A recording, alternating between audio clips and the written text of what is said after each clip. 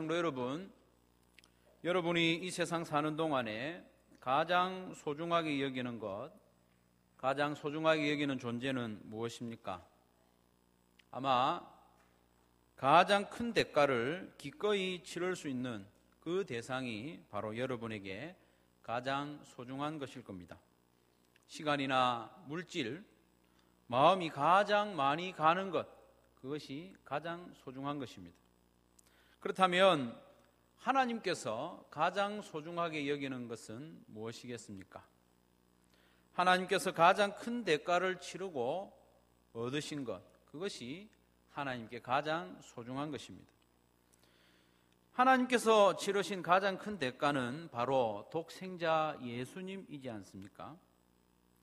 예수 그리스도의 십자가 죽음, 그것이 하나님께서 치르신 가장 큰 대가인데, 그것을 통해서 얻으신 것이 무엇입니까? 바로 저와 여러분입니다.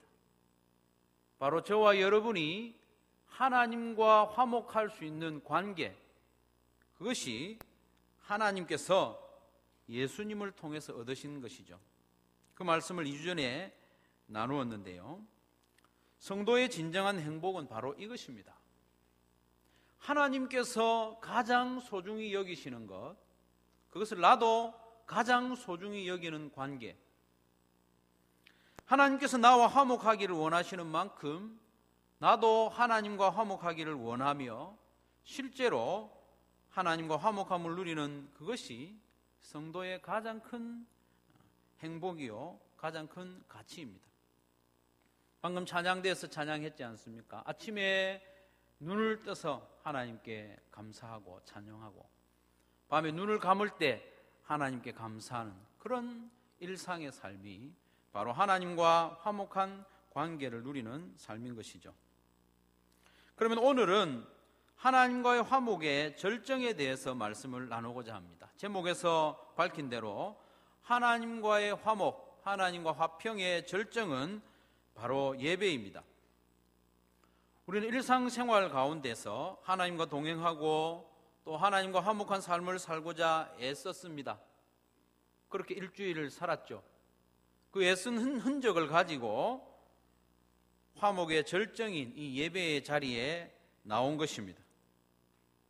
그리고 이 예배를 통해서 하나님과의 화목을 맛보고 우리가 다시 일상생활로 나갈 때에 일상생활 가운데서도 내가 하나님과 화목한 삶을 살리라 결단하며 나가게 되는 것입니다. 성경에 나오는 예배에 대한 가르침 중에 오늘 본문이 가장 선명한 가르침이고 대표적인 가르침입니다. 이처럼 중요한 가르침을 처음 받은 대상이 우리가 아는 대로 사마리아 여인인데 참 의아한 일입니다. 이 여인은 이방인보다도 못한 취급을 받는 사마리아 여인 아닙니까? 특별히 사마리아인 중에서도 이 여인은 손가락질을 받는, 그들 앞에 나서기를 부끄러워하는 비천하고 더러운 여인이 바로 이 여인입니다. 이 여인은 쾌락과 탐닉에 빠져서 남편을 5번이나 갈아치우고 지금은 6번째 남편과 살고 있습니다. 그런데 예수님께서 말씀하시기를 이 6번째 남편도 너의 진정한 남편이 아니다 말씀하실 정도입니다. 그런 여인이 지금 예수님과 함께 거룩한 예배에 대해서 이야기를 나누고 있는 것입니다. 그러면서 우리 예수님은 이 여인을 예배로 초대하고 있는 것이죠. 예수님께서 가장 비천한 이 여인과 예배에 대해서 말씀을 나누시고 이 여인을 예배로 초대하는 것은 큰 의미를 가지는데요. 이 세상에 사는 사람 중에 예배의 자리에 초대받지 못할 사람은 없다는 것을 말씀합니다. 그가 아무리 큰 죄인일지라도, 모든 사람들이 손가락질하는 사람일지라도 우리 예수님께서는 기꺼이 그를 예배자로 초대하고 있다는 것입니다. 저와 여러분도 이 자리에 나온 것은 예수님의 그 초대로 나온 줄로 믿습니다. 예배자로 부름받은 우리는 어떻게 예배를 드려야 하겠는가? 예수님께서는 그 답을 우리에게 주셨는데 그 답이 2000년 전에 주신 답이라는 것이죠. 특별히 이스라엘이라는 특정한 정황에서 주신 답이고 그 답이 또 헬라어로 기록된 답이기 때문에 주의 깊은 해석이 필요합니다. 말씀을 살펴보면 이 사마리아 여인은 쾌락을 탐닉하는 삶을 살았지만 신기하게도 하나님을 예배하는 일에 관심을 가지고 있었어요. 요한복음 4장 20절에 이 여인이 말하기를 우리 조상들은 이 산 그리심에서 예배하였는데 당신들의 말은 예배할 곳이 예루살렘에 있다 하더이다. 예배에 대한 관심이 있습니다. 25절에도 보면 여자가 이르되 메시아 곧 그리스도라 하는 이가 오실 줄을 내가 아노니 그가 오시면 모든 것을 우리에게 알려주시리이다. 쾌락을 탐닉하는 여인의 입에서 나온 말입니다. 이 여인은 영적인 일에 대해서 관심을 가지고 있었고 하나님에 대해서 또 하나님을 예배하는 일에 대해서 깊은 관심을 가지고 있었던 것입니다. 어쨌든 이 여인은 예배하는 장소를 대단히 중요하게 여기고 있었습니다. 어디서 예배하는 것이 잘하는 예배인지 거기에 대해서 관심을 가지고 있었습니다. 그러나 우리 예수님께서는 장소가 중요한 것이 아니라 예배자가 중요하다고 말씀하셨습니다. 그 예배자가 어떻게 예배를 드리느냐 거기에 관심이 있다는 것이죠. 21절에 보면 그리심산에서도 하지 말고 예루살렘에서도 하지 말라. 이어지는 23절 24절에 보니까 아버지께 참되게 예배하는 자들은 영과 진리로 예배할 때가 오나니 곧 이때라. 아버지께서는 자기에게 이렇게 예배하는 자들을 찾으시느니라. 하나님은 영이시니 예배하는 자가 영과 진리로 예배할지니라. 아멘. 우리 하나님 아버지께서는 지금도 참된 예배자를 찾고 있다고 말씀하고 있습니다. 예배자를 찾고 있습니다. 여기서 찾는다는 말은 간절하게 구한다는 말입니다.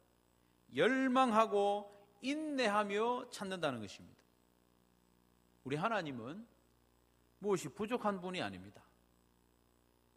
전능하신 분이시고 무엇이 필요하면 언제든지 만드실 수 있는 분이십니다.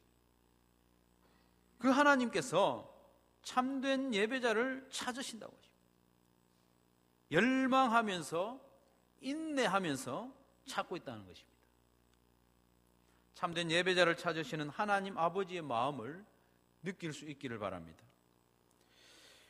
우리 하나님은 마치 목자가 잃어버린 양을 찾기 위해서 산을 넘고 물을 건너며 기어이 찾아내는 그런 목자의 심정으로 여인이 잃어버린 동전 하나를 찾기 위해서 밤새 집안을 쓸고 닦으며 기어이 찾아내는 그 마음으로 잃어버린 아들을 날마다 문 앞에 나가서 기다리며 찾는 그 아버지의 마음으로 하나님이 지금도 참된 예배자를 찾고 계십니다. 하나님이 찾으시는 그 예배자 저와 여러분이 되기를 주님의 이름으로 축원합니다. 그러면 하나님께서 그토록 열망하면서 찾으시는 예배자는 어떤 사람입니까? 바로 영과 진리로 예배하는 자들입니다. 영과 진리로 예배하는 자. 여기서 영과 진리로라는 이 말을 어떻게 해석하느냐가 참 중요한데요. 한글 성경만 보면 영과 진리로 할 때 이 로를 수단을 가리키는 것으로 이해하기 쉽습니다. 영과 진리를 가지고 하나님께 예배한다. 그렇게 이해하기가 쉬운데 그렇지만 여기서 로라고 번역된 이 헬라어 단어는 n이라고 하는 단어인데요. 영어로는 주로 in으로 번역이 됩니다. 오늘 본문에서는 이 n이라고 하는 단어가 수단이나 도구의 의미로 해석하기보다는 위치의 의미로 해석하는 것이 더 자연스럽습니다. 다시 말해서 영과 진리 안에서 예배할지니라 이렇게 번역하는 것이 본래 의미에 좀 더 가깝습니다. 특히 사마리아 여인이 제기했던 문제는 예배의 장소 문제 아니었습니까? 우리가 어디서 예배를 드려야 됩니까? 이렇게 질문을 할 때에 오늘 본문 23절 24절에 예수님께서 답을 하시지 않습니까? 그 산에서도 말고 예루살렘에서도 하지 말고 영과 진리 안에서 예배하라. 우리 주님께서 답을 주신 것입니다. 그러면 영은 무엇이고 진리는 무엇인지 살펴봐야 됩니다. 여기 나오는 영은 헬라어로 푸뉴마입니다. 이 단어는 정관사나 혹은 또 거룩하다는 수식어가 붙어 있으면 그것은 틀림없이 성령을 가리키는 것이고, 그런 수식어가 없으면 좀 다양하게 해석될 수 있습니다. 바람으로도 해석될 수 있고, 영 혹은 영혼, 또 성령으로 해석될 수 있습니다. 그런데 관사나 수식어가 없는 경우에도 성령으로 해석하는 경우가 신약 성경에는 종종 있습니다. 푸뉴마라는 단어에 대해서 요한복음 7장 39절에 보면 성령이 아직 저희에게 계시지 아니하더라 라고 할 때 이 성령도요, 정관사나 거룩한이라는 그런 수식어가 붙어 있지 않아요. 사도행전 6장 3절 이하의 말씀에도 보면 처음에 집사들을 뽑을 때 성령과 지혜가 충만한 사람들을 뽑았는데, 거기서 성령이라는 단어도요, 정관사나 다른 수식어가 없이 그냥 푸뉴마를 성령으로 그렇게 해석하고 사용하고 있는 것이죠. 그리고 앞에서 말씀드렸듯이 예수님의 이 말씀은 어디서 예배를 드리느냐에 대한 답이기 때문에 이 영을 예배자의 영으로 해석한다는 것은 조금 이상합니다. 예배자의 영 안에서 예배할지니라, 너희의 영혼 안에서 예배할지니라, 그건 좀 이상하지 않습니까? 그렇기 때문에 여기서 푸뉴마는 성령으로 해석하는 것이 자연스럽습니다. 하나님은 영이시기 때문에 성령 안에서 성령의 인도하심을 따라 예배를 드려야 한다고 말씀하고 있는 것이죠. 그리고 진리 안에서 예배를 드린다는 것은 무슨 뜻이겠습니까? 그것은 진리의 말씀인 성경의 원리에 따라 예배를 드리고 진리의 말씀이 제대로 선포되어야 한다, 그런 의미도 있습니다. 뿐만 아니라 그보다 더 깊은 뜻이 있는데요, 그것은 예수님 안에서, 그리스도 안에서 예배를 드려야 한다는 것을 말씀합니다.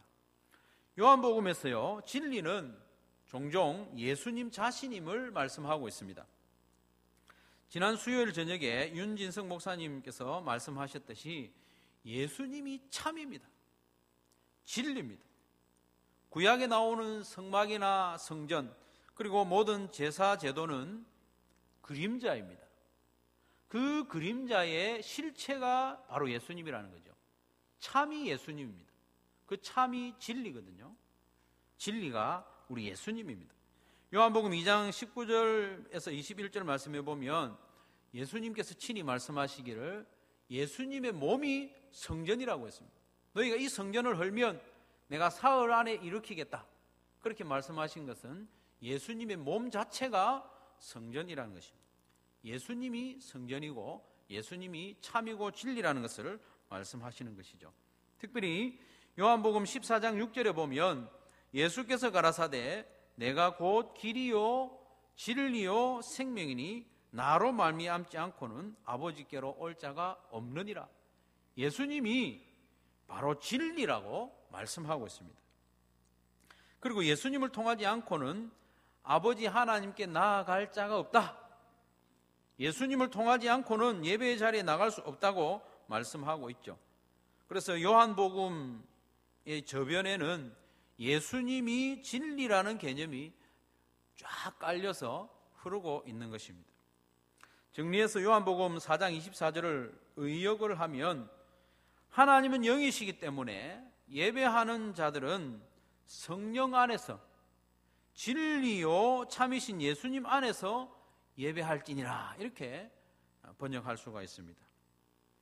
하나님께서는 우리를 성령 안에서 또 진리이신 예수님 안에서 예배드리는 자로 초대하셨습니다. 그런데 그 초대의 목적이 무엇입니까? 우리와 화목을 누리고 우리와 화평을 누리기 위해서 우리를 예배자리로 초대하신 것입니다. 우리를 예배자로 초대하셨는데 예수님이 바로 초대장입니다. 우리는 예수님 때문에 이 예배 자리에 나올 수 있게 된 것입니다. 예수님으로 말미암아 우리가 거룩하신 하나님 앞에 지금 예배자로 나올 수 있는 것입니다. 우리는 예수님 안에서만 예배할 수 있습니다. 예수님께서 십자가에서 흘리신 그 보혈을 지나서 그 보혈을 밟고 우리는 이 예배의 자리에 나왔다는 것을 잊어서는 안 됩니다. 예수님의 보혈을 지나서. 복음송 중에 보혈을 지나라는 노래가 있지 않습니까? 보혈을 지나 하나님 품으로, 보혈을 지나 아버지 품으로 한 걸음씩 나아가네. 우리가 하나님 앞에 나갈 수 있는 것은 예수님의 보혈을 지나야만 나갈 수 있습니다. 거룩하신 하나님 앞에 죄인인 우리가 나갈 수 있는 길은 예수님의 십자가 의지하고 예수님이 십자가에서 흘리신 그 보혈을 지날 때에만 나갈 수 있는 것입니다. 그렇습니다. 우리가 지금 이 예배의 자리에 나온 것은 예수님의 보혈을 지나서 나온 것임을 꼭 기억하시기를 바랍니다. 내 다리로 나와서 뚜벅뚜벅 내 의지로 나온 것이 아닙니다. 예수님의 보혈을 지나서 나온 것입니다.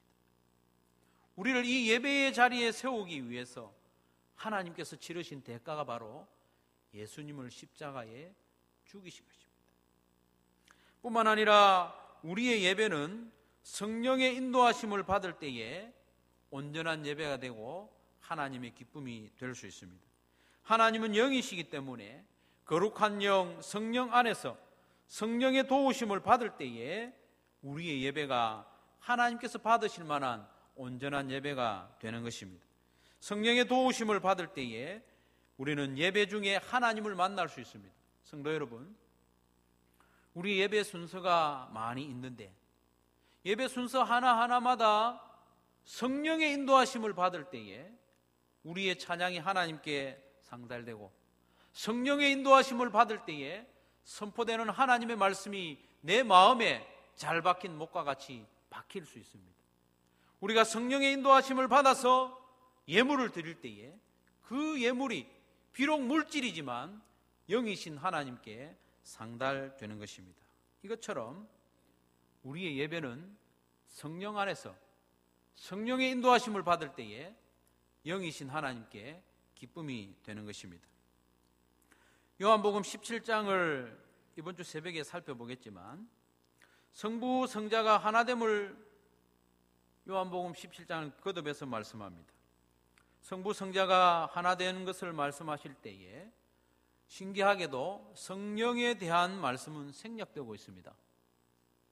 성부와 성자가 하나 되어 하나된 성도들 가운데 임하시고 거하신다는 말씀을 하실 때도 성령에 대해서는 생략이 되어 있습니다. 왜 그렇습니까? 왜 그런가 하면 성령은 하나 되게 하시는 분이기 때문입니다. 성령이 하나 되게 하시고 또 그 하나 되게 하시는 가운데 하나됨에 참여하시는 분이기 때문에 성령을 생략할 수 있는 것이죠. 우리의 예배도 마찬가지입니다. 우리의 예배가 하나님께 상달되고 이 예배를 통해서 하나님과 하나되며 하나님과 화평을 누리기 위해서는 성령의 도우심과 인도하심이 절대적으로 필요합니다. 성도 여러분, 우리는 매주일 이 예배의 자리에 나오기 때문에 예배의 존귀함을 잊어버리기가 쉽습니다. 하나님 아버지께서는 우리를 예배의 자리에 나오게 하기 위해서 예수님을 십자가에 못 박으셨습니다. 그리고 그 예수님의 은혜를 우리 각인에게 적용시키시고 우리가 예배를 드릴 때에 하나님을 온전히 만나게 하기 위해 성령을 보내주셨지 않습니까? 우리의 예배는 성삼위 하나님과 교통하는 것이고 하나 되는 위대하고 존귀한 일입니다. 성삼위 하나님의 공동의 역사로 말미암아 우리가 이 예배의 자리에 나왔음을 기억하시고 이 예배에 나올 때마다 감격이 있어야 하는 것입니다. 감사가 있어야 하는 것입니다. 우리는 지금 예수님의 보혈을 지나서 이 예배 자리에 나와 있습니다. 우리는 지금 성령의 인도하심을 따라 예배를 드리고 있습니다. 이 예배의 궁극적인 목적은 하나님과 화평을 온전히 누리고 하나님과 온전히 하나 되는 것입니다. C.S. 루이스는 예배를 통해서 하나님과 화평을 누리는 것에 대해서 이렇게 말하고 있습니다.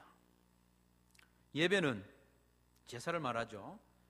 제사는 사실상 사람들이 하나님께 황소와 염소를 드리는 것이 아니라 그렇게 함으로써 하나님이 자신을 사람들에게 주시는 것이었다.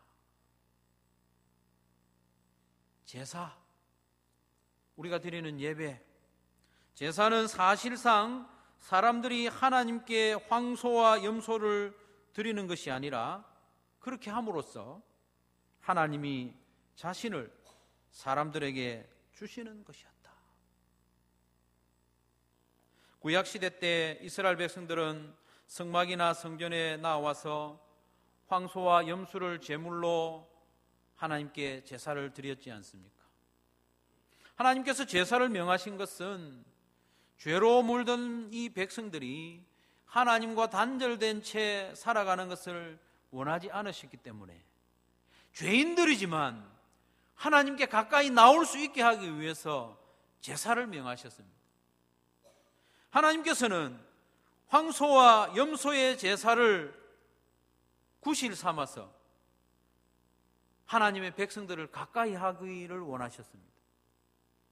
그들과 화평을 누리기를 원하셨습니다. 마침내 그 제사를 통해서 하나님은 하나님 자신을 백성들에게 주기를 원하셨던 것입니다. 이 시대에 우리가 드리는 예배도 마찬가지입니다. 영과 진리